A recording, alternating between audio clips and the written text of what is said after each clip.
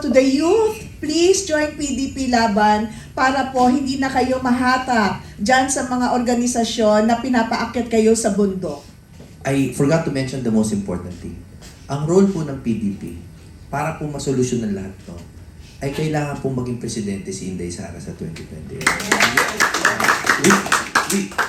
I did not feel I had to mention it, pero parang kailangan idiin. Kasi yun ang nag-iisang solusyon. No? Ang sarap nga ng ganyan, no? Yung may sakit at may isang gamot na talagang susolusyonan ng lahat. Medyo ganon yung pagkapanalo ni Sarah. Tandaan nyo, maging alerto tayo.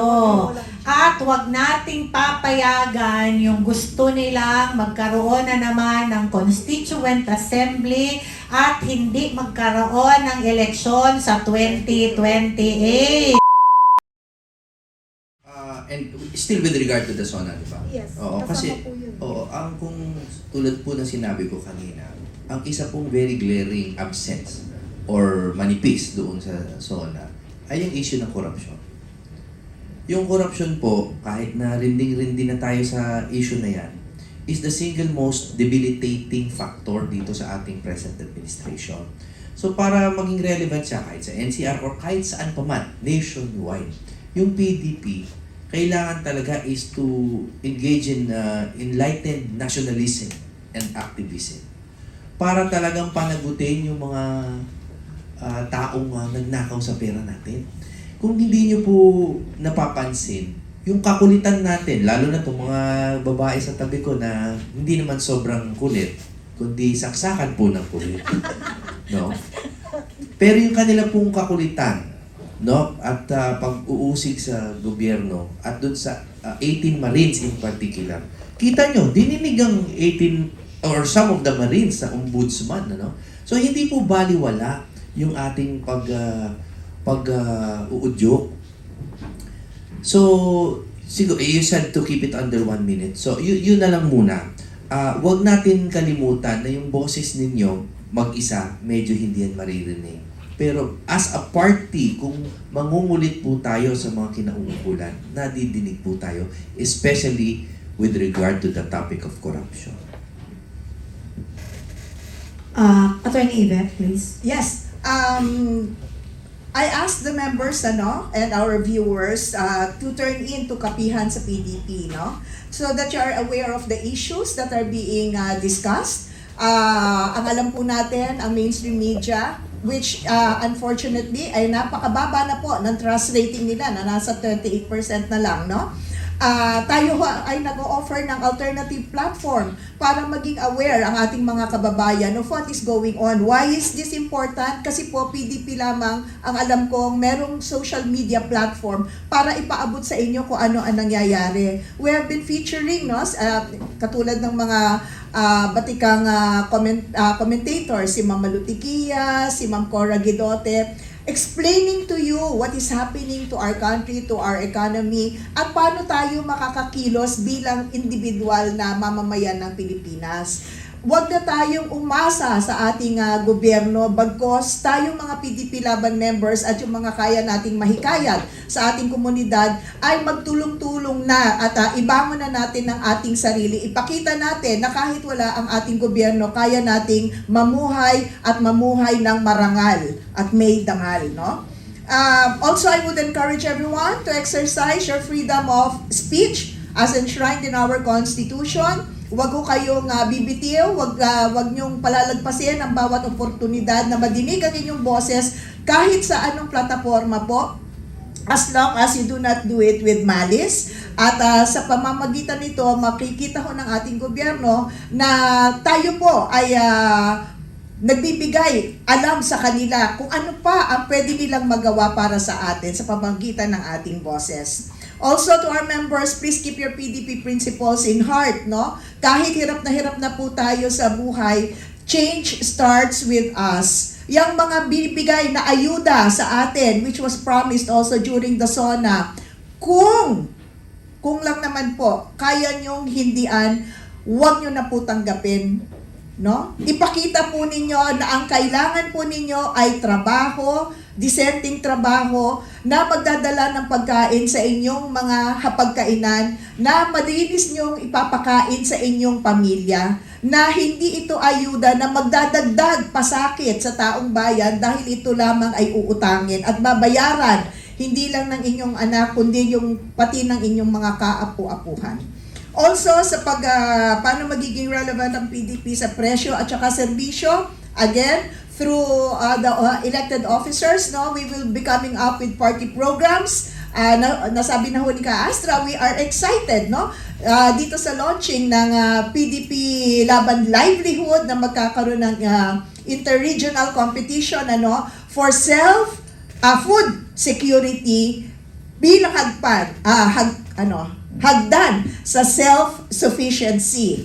Dito ho namin mapapakita sa aming partido, no, na hindi kami magiging pabigat sa gobyerno at mag-uumpisa po, no, itong hakbang na ito para maipakita na even with a political party, hindi lang dapat ito tuwing panahon ng eleksyon, but 24/7, sabi nga ni Ka-Astra, whether may eleksyon o wala, dapat nandyan ang political party. And to me, this is going to be meaningful to prove that even with the rising cost of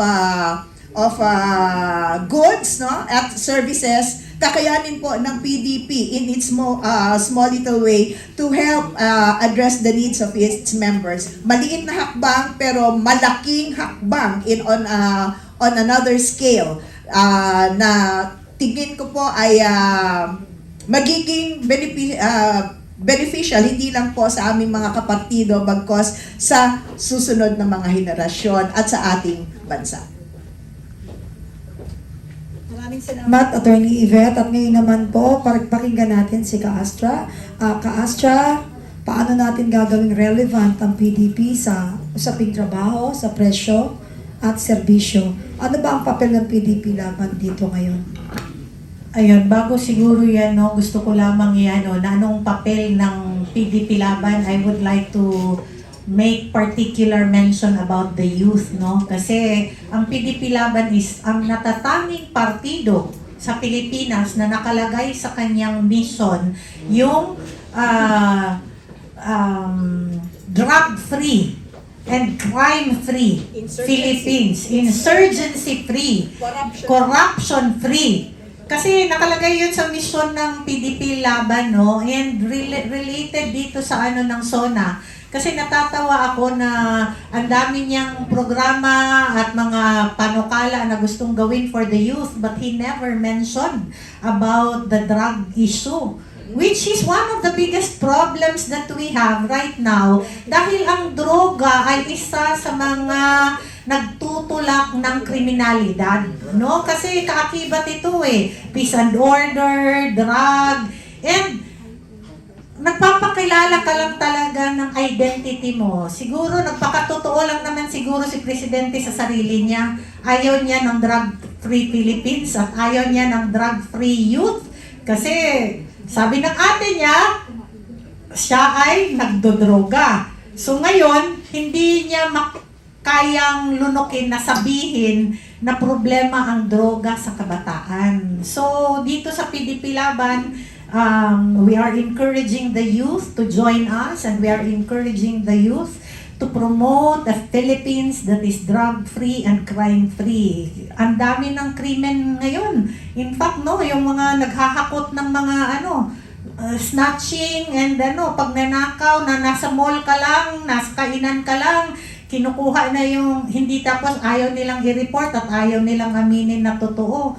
Pero ang dami po ng problema sa ating bansa, and PDP Laban can help on this because we are the party, the only party that specifically states in its mission a drug-free, a crime-free, an insurgency-free Philippines. So, mga kababayan, be part of change, be part of PDP Laban. Makikita nyo kung ano talaga ang puso, prinsipyo at plataforma di gobyerno ng partidong ito. Kapeni, Okay. I'm sorry kasi medyo malapit talaga to sa puso ko, Kapeni, ano. I'm sorry, susugan ko lang yung sinabi ni Ka Astra. Also, to the youth, please join PDP Laban para po hindi na kayo mahatak dyan sa mga organisasyon na pinapaakyat kayo sa bundok. Please do not be part of these insurgents, no?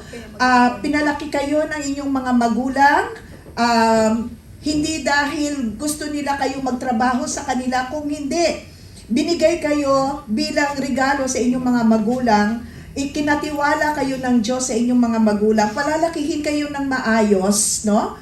In the hope that you will become better citizens of the country because eventually you become better citizens of our Lord Jesus Christ, no? So, please, sa aming mga kabataan, dito na po kayo lumipat sa PDP Laban Youth, no?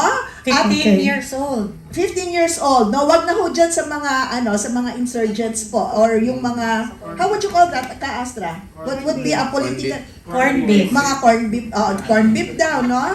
Mga anak, open your eyes po, and we hope that hindi naman you, but the chairperson of the youth committee will invigorate itong youth committee natin to entice more youth members of our society to join PDP Laban.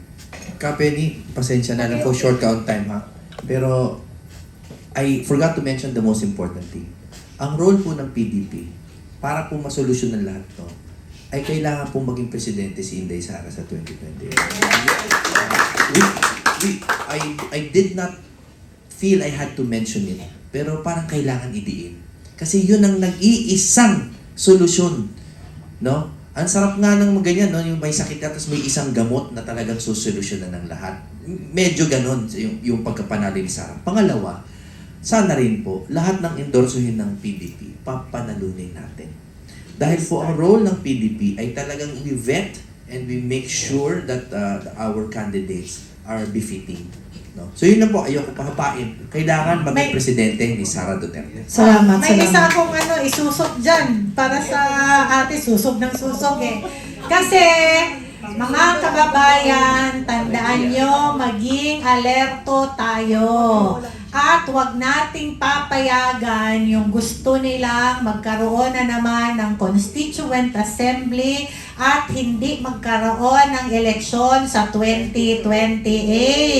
Kasi kasama ito sa kanilang plan A to Z dahil nakikita nila na hindi nila talaga mapigilan ang pagbulusok ng rating ni Inday Sara at ang impeachment ay sobrang malabo na para sa conviction unless na lang maleta ang kumilos dahil kitang-kita naman na wala talaga silang ebidensya laban sa kanya para ma-impeach. So ito yung nais naman nilang pinaplano nila. Let us be aware kasi masyadong evil ang utak ng mga ito, no, na hindi magkaroon ng eleksyon sa 2028. So let us be vigilant as a people and let us be vigilant as a party, no, na kailangan talaga we are going to ensure that there will be an election in 2028. Thank you very much, Ka Astra. At sa ganang akin naman, kung ang katanungan ay paano natin gagawing relevant ang PDP sa trabaho, sa presyo, at sa serbisyo, sa tingin ko po, usaping relevant, hindi po relevant ang PDP sa pangalan. Ngunit sa gawa at aksyon, talagang nangunguna po ang PDP at ito po ay amin pong gagawin at hindi lamang sasabihin.